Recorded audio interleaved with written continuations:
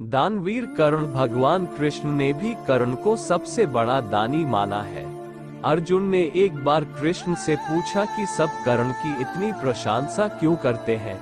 तब कृष्ण ने 2 पर्वतों को सोने में बदल दिया और अर्जुन से कहा कि इस सोने को गांव वालों में बांट दो। अर्जुन ने सारे गांव वालों को बुलाया और पर्वत काट काट कर देने लगे और कुछ समय बाद थक कर बैठ गए। तब कृष्ण ने कर्ण को बुलाया और सोने को बांटने के लिए कहा, तो कर्ण ने बिना कुछ सोचे समझे गांव वालों को कह दिया कि ये सारा सोना गांव वालों का है और वे इसे आपस में बांट ले। तब कृष्ण ने अर्जुन को समझाया कि कर्ण दान करने से पहले अपने हित के बारे में नहीं सोचता। इसी बात के कारण उन्हें सबसे बड़ा दानवीर कहा जाता है। कर्ण के 5 बड़े महादान, एक कवच और कुंडल। भगवान कृष्ण ये भली भांति जानते थे कि जब तक कर्ण के पास उसका कवच और कुंडल है तब तक उसे कोई नहीं मार सकता। ऐसे में अर्जुन की सुरक्षा की कोई गारंटी नहीं। उधर देवराज इंद्र भी चिंतित थे क्योंकि अर्जुन उनका पुत्र था। भगवान कृष्ण और देवराज इंद्र दोनों जानते थे कि जब तक कर्ण के पास पैदाइशी कवच और कुंडल है वह युद्ध में अजय रहेगा।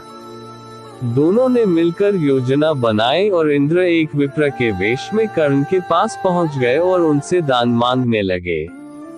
कर्ण ने कहा, मांगो। विप्र बने इंद्र ने कहा, नहीं, पहले आपको वचन देना होगा कि मैं जो मांगूंगा आप वो दे देंगे। कर्ण ने तैश में आकर जल हाथ में लेकर कहा, हम प्रण करते हैं विप्रवर, अब तुरंत मांगिए।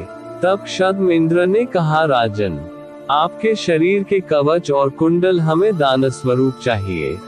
एक पल के लिए सन्नाटा छा गया। कर्ण ने इंद्र की आंखों में झांका और फिर दानवीर कर्ण ने बिना एक क्षण भी गंवाए अपने कवच और कुंडल अपने शरीर से खंजर की सहायता से अलग किए और विप्रवर को सौंप दिए। इंद्र ने तुरंत वहां से दौड़ ही लगा दी और दूर खड़े रथ पर सवार होकर भाग गए। लेकिन कुछ मील जाकर इंद्र का रथ नीचे उतरकर भूमि में धंस गया। तभी आकाशवाणी हुई, देवराज इंद्र, तुमने बड़ा पाप किया है। अपने पुत्र अर्जुन की जान बचाने के लिए तूने छलपूर्वक कर्ण की जान खतरे में डाल दी है। अब ये रथ यहीं धंसा रहेगा और तू भी यहीं धंस जाएगा। तब इंद्र ने कर्ण को कवच कुंडल के बदले अमोघ अस्त्र दिया। 2. कुंती को दान में दिया वचन। एक बार कुंती कर्ण के पास गई और उससे पांडवों की ओर से लड़ने का आग्रह करने लगी। कर्ण को मालूम था कि कुंती मेरी माँ है। कुंती के लाख समझाने पर भी कर्ण नहीं माने और कहा कि जिनके साथ मैंने अब तक का अपना सारा जीवन बिताया उसके साथ मैं विश्वासघात नहीं कर सकता। तब कुंती ने कहा कि क्या तुम अपने भाइयों को मारोगे? इस पर कर्ण ने बड़ी ही दुविधा की स्थिति में वचन दिया, माते, तुम जानती हो कि कर्ण के यहाँ याचक बनकर आया कोई भी खाली हाथ नहीं जाता, अतः मैं तुम्हें वचन देता हूँ कि अर्जुन को छोड़कर मैं अपने अन्य भाइयों पर शस्त्र नहीं उठाऊंगा। 3. कृष्ण ने ली दान की परीक्षा। जब महाराज युधिष्ठिर इंद्रप्रस्थ पर राज्य करते थे तब वे काफी दान आदि दिया करते थे। पांडवों को इसका अभिमान होने लगा। भीम व अर्जुन ने श्री कृष्ण के समक्ष युधिष्ठिर की प्रशंसा शुरू की कि वे कितने बड़े दानी हैं। लेकिन कृष्ण ने उन्हें बीच में ही टोककर कहा, हमने कर्ण जैसा दानवीर कहीं नहीं देखा। पांडवों को ये बात पसंद नहीं आई। तब कृष्ण ने कहा कि समय आने पर सिद्ध कर दूंगा। कुछ ही दिनों बाद एक याचक युधिष्ठिर के पास आया और बोला, महाराज, मैं आपके राज्य में रहने वाला एक ब्राह्मण हूँ और मेरा व्रत है कि बिना हवन किए कुछ भी नहीं खाता पीता।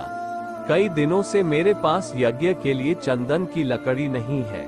यदि आपके पास हो तो मुझ पर कृपा करें, अन्यथा हवन तो पूरा नहीं ही होगा। मैं भी भूखा प्यासा मर जाऊंगा। युधिष्ठिर ने तुरंत कोषागार के कर्मचारी को बुलवाया और कोष से चंदन की लकड़ी देने का आदेश दिया। संयोग से कोषागार में सूखी लकड़ी नहीं थी। तब महाराज ने भीम व अर्जुन को चंदन की लकड़ी का प्रबंध करने का आदेश दिया, लेकिन काफी दौड़ धूप के बाद भी सूखी लकड़ी की व्यवस्था नहीं हो पाई।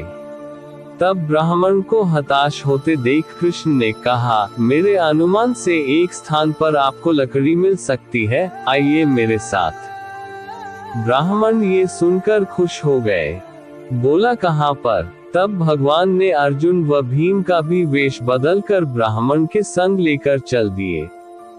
कृष्ण सबको लेकर कर्ण के महल में गए।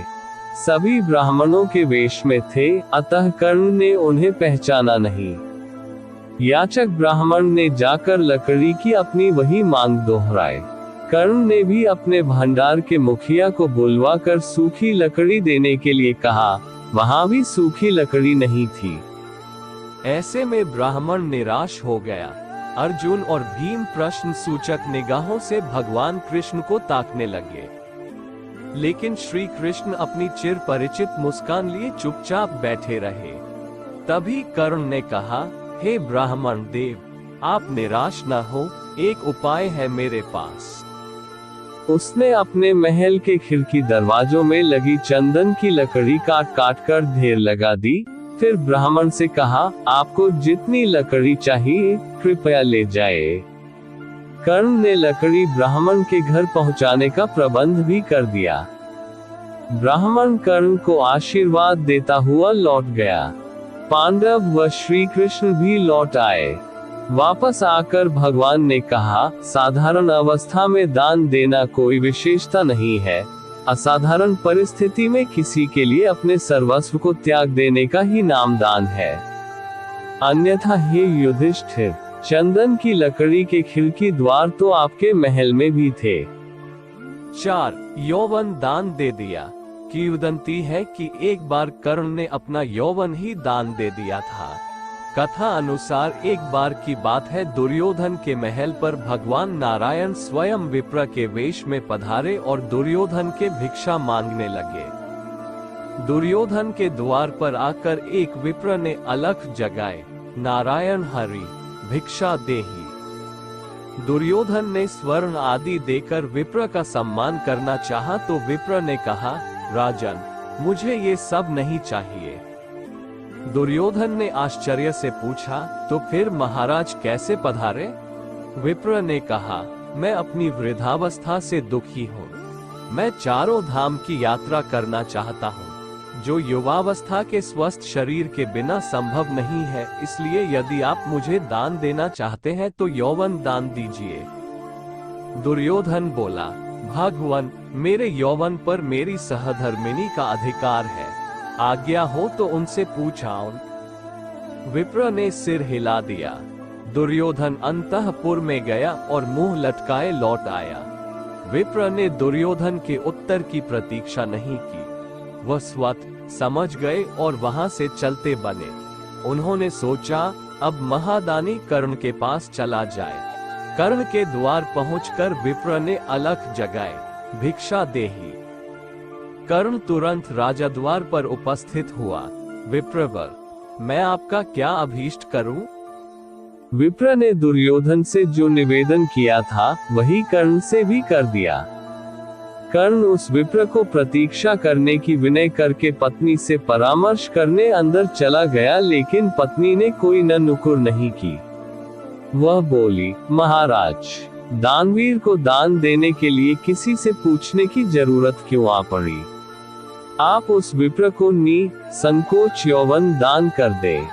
कर्ण ने अविलंब यौवन दान की घोषणा कर दी। तब विप्र के शरीर से स्वयं भगवान विष्णु प्रकट हो गए, जो दोनों की परीक्षा लेने गए थे। 5. सोने के दांतों का दान। कर्ण दान करने के लिए काफी प्रसिद्ध था। कहते हैं कि कर्ण जब युद्ध क्षेत्र में आखिरी सांस ले रहा था तो भगवान कृष्ण ने उसकी दानशीलता की परीक्षा लेनी चाहिए। वे गरीब ब्राह्मण बनकर कर्ण के पास गए और कहा कि तुम्हारे बारे में काफी सुना है और तुमसे मुझे अभी कुछ उपहार चाहिए। कर्ण ने उत्तर में कहा कि आप जो भी चाहे मांग ले। ब्राह्मण ने सोना मांगा। कर्ण ने कहा कि सोना तो उसके दांत में है और आप इसे ले सकते हैं। ब्राह्मण ने जवाब दिया कि मैं इतना कायर नहीं हूँ कि तुम्हारे दांत तोड़ूं। कर्ण ने तब एक पत्थर उठाया और अपने दांत तोड़ लिए। ब्राह्मण ने इसे भी लेने से इनकार करते हुए कहा कि खून से सना हुआ ये सोना वह नहीं ले सकता। कर्ण ने इसके बाद एक बाण उठाया और आसमान की तरफ चलाया। इसके बाद बारिश होने लगी और दांत धुल गया।